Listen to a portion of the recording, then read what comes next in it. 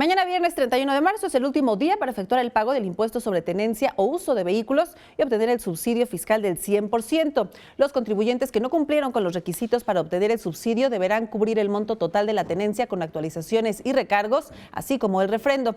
Para acceder a este beneficio hay que ser persona física o moral sin fines de lucro, que el valor del vehículo no exceda 250,000 pesos, IVA incluido, y una vez aplicado el factor de depreciación, y no contar con adeudos de tenencias anteriores. Además de tener tarjeta de circulación vigente con chip o realizar el pago correspondiente a la renovación. En la página de la Secretaría de Finanzas Local, los contribuyentes pueden obtener el formato para pago y confirmar la aplicación del subsidio, además de consultar dónde y cómo podrán realizar el pago.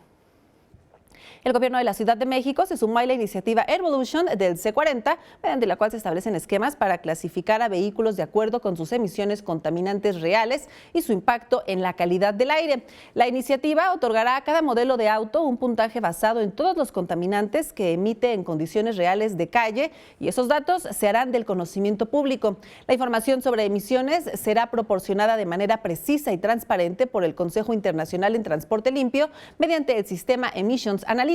La Secretaría del Medio Ambiente de la Ciudad de México recordó que actualmente los sistemas de clasificación de autos, como los de la Unión Europea, únicamente regulan algunos contaminantes y solo requieren que los vehículos cumplan con estándares de condiciones de laboratorio, cuando las emisiones en condiciones reales de calle han probado ser hasta 15 veces mayores.